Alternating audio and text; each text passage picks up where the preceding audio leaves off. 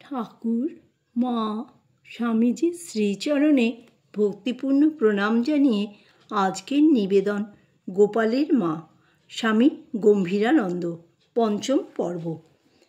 দর্শনাদির ফলে গোপালের মার মন এতই উদার হইয়াছিল যে ঠাকুরের লীলাকালে দক্ষিণেশ্বরে একদিন নরেন্দ্র এক বাটি মহাপ্রসাদ খাইয়া উঠিয়া গেলে ঠাকুর যখন জনৈক শ্রীভক্তকে স্থানটি পরিষ্কার করিতে বলিলেন, তখন গোপালের মা শতই অগ্রসর হইয়া ওই কাজ করিলেন।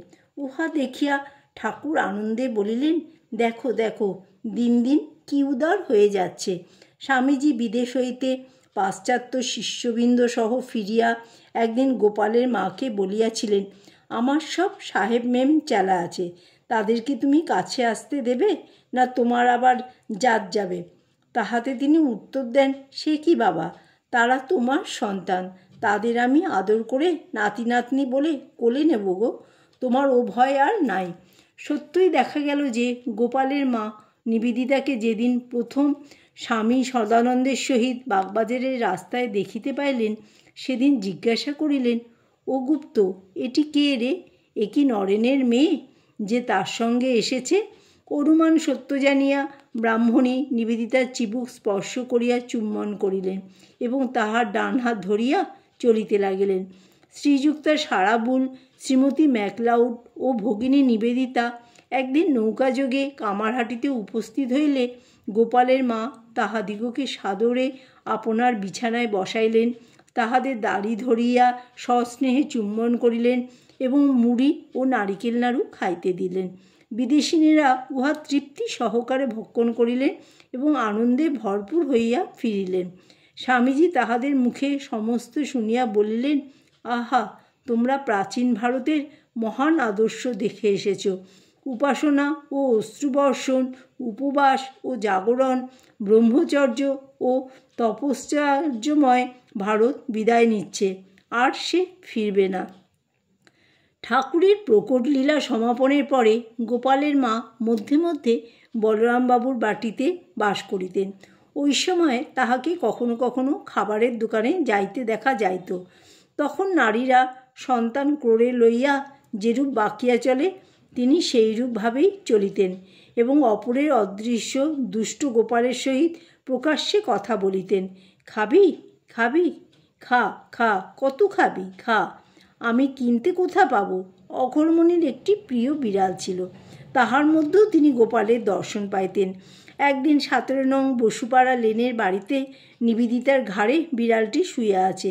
নিবেদিতা নির্বিকার, কিন্তু সেবিকা উহাকে তাড়াইয়া দিতে গেলে গোপালের মা বলিয়া উঠিলেন, কি করলি মা, কি করলি? গোপাল গেল রে, গোপাল গেল। গোপাল ভাবিতা অঘরমণির দেহত্যাগের কিছু পূর্বে এমন অবস্থা হইয়াছিল যে তিনি আমি খাবো, আমি শোবো ইত্যাদি না বলিয়া বলিতেন, গোপাল খাবে, গোপাল শোবে। শুধু তাহাই নয়, গোপালেই ছিল তাহার সমস্ত জ্ঞানের আকর। 1887 শেষ ভাগে তাহার বলরাম গৃহে অবস্থানকালে এক সায়াহ্নে অনেক ভক্ত তাহাকে নানা প্রশ্ন করিতে থাকিলে তিনি বলিলেন, ওগো, আমি যে মেয়ে মানুষ, বুড়ো মানুষ, আমি কি তোমাদের শাস্ত্রের কথা জানি? তোমরা শরৎ, তারক, যোগেনকে জিজ্ঞাসা করোগে, যাও না। জিজ্ঞাসুরা জিদ করিতে থাকিলে তিনি বলিলেন, তবে দাঁড়াও বাপু, গোপালকে জিজ্ঞাসা করি। ও গোপাল, গোপাল, ওরে, এরা কি বলছে? আমি কি চাই কিছু বুঝতে পারি? তুই বাপু এদেরকে একবার বলে দে না। অতঃপর প্রশ্ন চলিতে লাগিল আর উত্তরও আসিতে লাগিল। ওগো গোপাল, এই বলছে।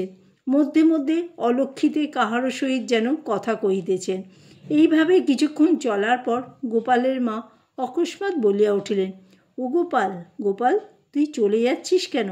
ওদের কথার জবাব দিবিনি? গোপাল চলিয়া গেল, আর প্রশ্নের উত্তর মিলিল না। মাঝে মাঝে তিনি ত্যাগী ভক্তদের মঠে গমন করিয়া ও সাধুদের অনুরোধে রন্ধন করিয়া ঠাকুরকে ভোগ দিতেন।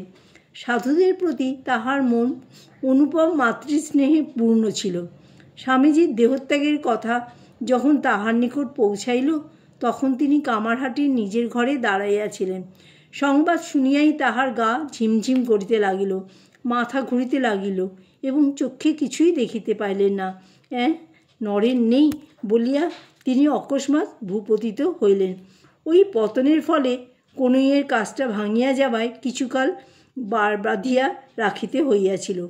স্বামীজির অনুরোধে তিনি একবার 2 জন মহিলাকে মন্ত্র দিয়াছিলেন। মহিলাদ্বয় দীক্ষা চাহিলেও গোপালের মা সম্মত হইতেছেন না দেখিয়া স্বামীজি বলিয়াছিলেন, তুমি কি যেসে, তুমি জপে সিদ্ধা, তুমি দিতে পারবে না তো কে পারবে?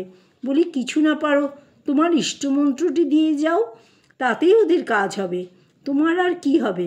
দীক্ষার পর স্পৃহাশূন্য গোপালের মা গুরুদক্ষিণা কিছুই লইবেন না দেখিয়া বলরামবাবু বললেন, কিছু না নাও, অন্তত 16 আনা করে নাও। শিষ্যদের পাছে ক্ষোভ হয়, তাই একটি একটি করিয়া টাকা গ্রহণ করিয়া তিনি উপদেশ দিলেন, ওগো, মন প্রাণ যে দেবার কথা, টাকা তো তুচ্ছ, নাম দেওয়া হেলনা ফেলনা জিনিস নয়, অন্তত 10,000 জপের পর আসন ত্যাগ করবে। কামারহাটির বাগানে ভূতের উৎপাত ছিল। দত্তগৃহিণীর আমলে যে পাহারার ব্যবস্থা ছিল, উহা রহিত হয় স্বামী শারদানন্দ নিজ ব্যয়ে তথা একটি মালি নিযুক্ত করেন। এছাড়া আর কেহ বাগানে থাকিত না। স্বামীজির দেহত্যাগের সংবাদে পড়িয়া গিয়া যখন গোপালের মার হাত ভাঙিয়া যায়, তখন একজন সেবিকার তথায় থাকার ব্যবস্থা হয়। গোপালের মা যেন তাহাকে বিদায় করিতে পারিলেই বাঁচেন। এমনিভাবে বলিতেন, কখন যাবি? থাকবি নাকি? মতলব কি? এ কথা বলছি বলে কিছু মনে করিস নি।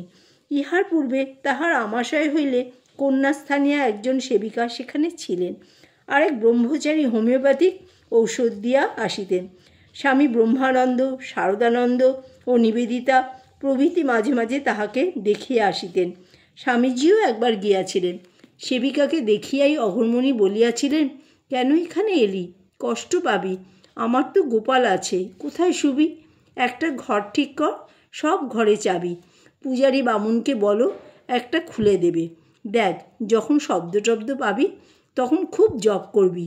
গোড়া থেকেই বাপু বলে রাখছি, এখানে নানান রকম আছে। রাত্রে সেবিকার অগ্নি পরীক্ষা চলিল। ছাদে দূর দূর শব্দ, জানালায় আওয়াজ, আর একটা ছমছম ভাব। অথচ জানিয়া শুনিয়া ইহারই মধ্যে গোপালের মার দীর্ঘ জীবন যাপিত হল। জয় ঠাকুর, জয় মা, জয় স্বামীজি।